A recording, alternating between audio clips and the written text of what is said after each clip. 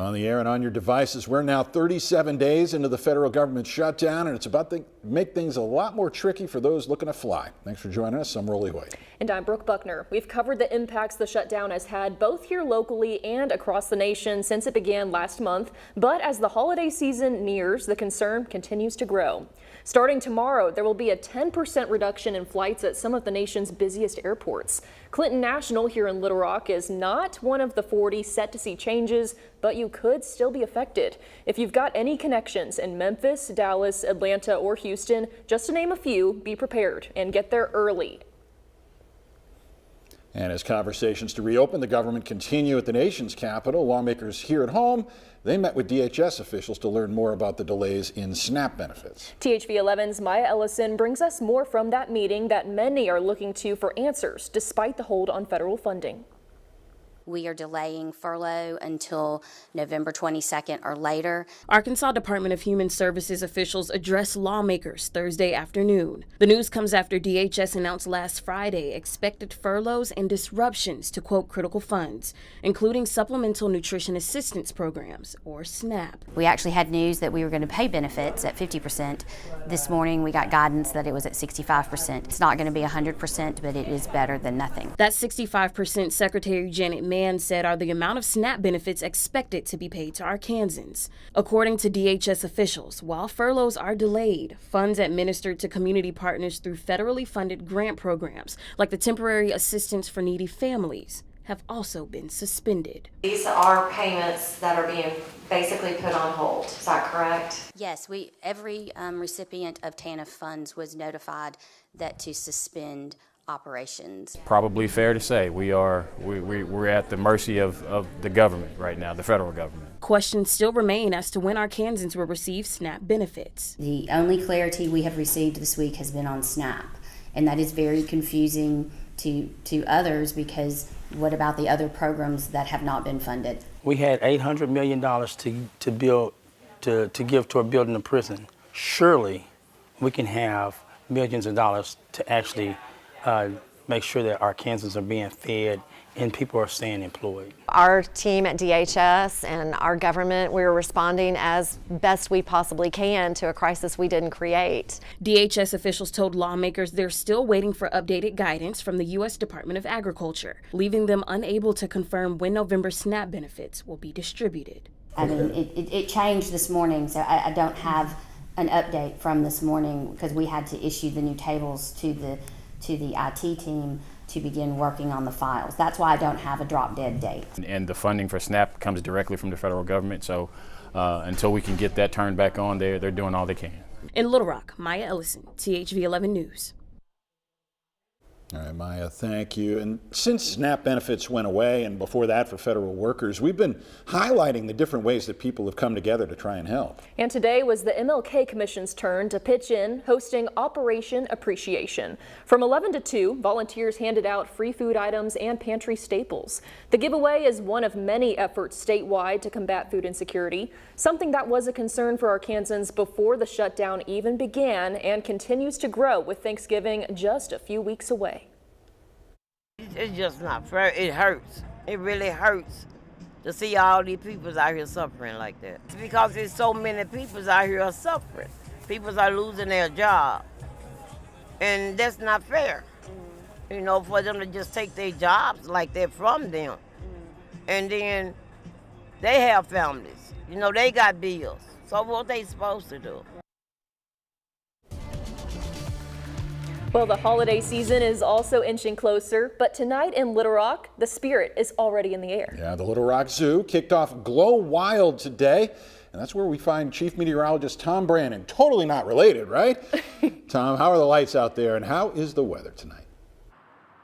Oh, man, it's a beautiful evening there, Rolly and Brooke. And judging by the crowd size, it's going to be a successful night. Opening night for Glow Wild here at the Little Rock Zoo.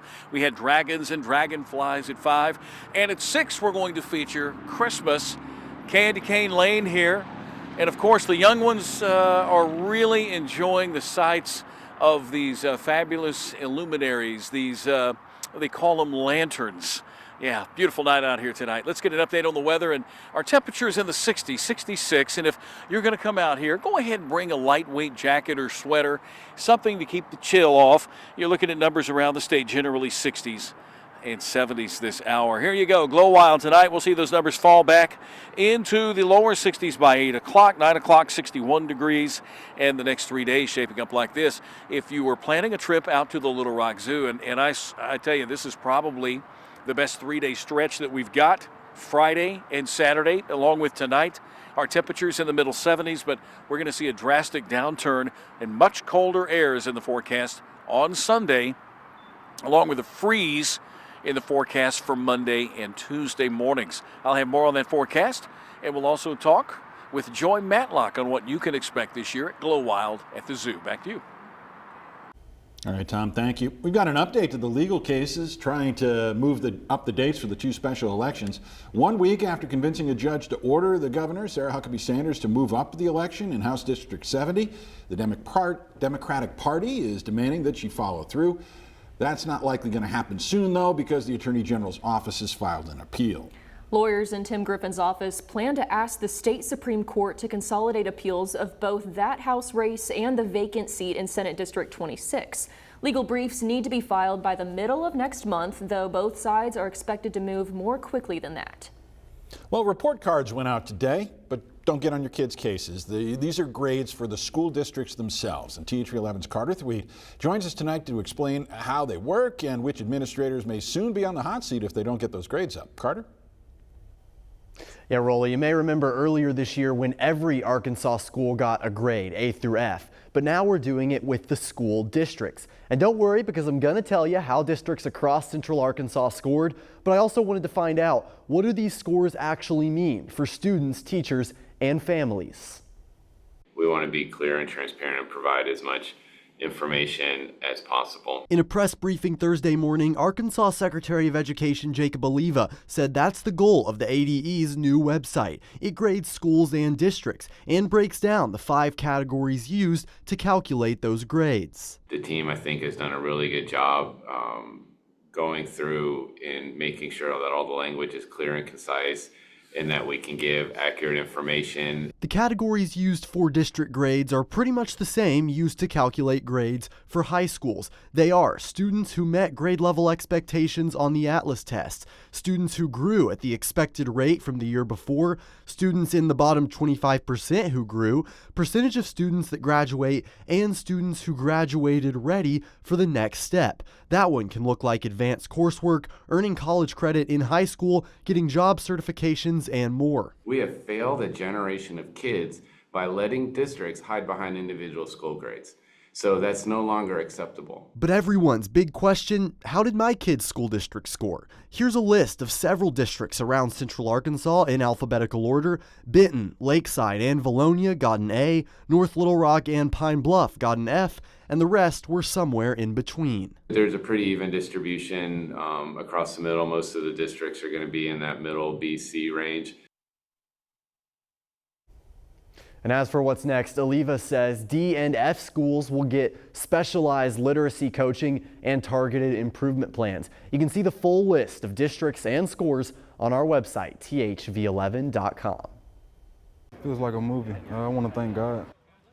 That North Little Rock veteran's life is now changed for the better, as today he received a new car as part of Progressive Insurance's Keys to Progress vehicle giveaway event. Antonio Yancey served in the Air Force from 2016 to 2020 and recently overcame homelessness and had to rely on others and public transportation to get places. But for Yancey, receiving this car means more than just getting from point A to point B. He says it gives him a renewed sense of pride and independence. He is one of 99 veterans across the country to receive a car through the program today. Since Keys to Progress launched in 2013, the program has donated 1,200 cars.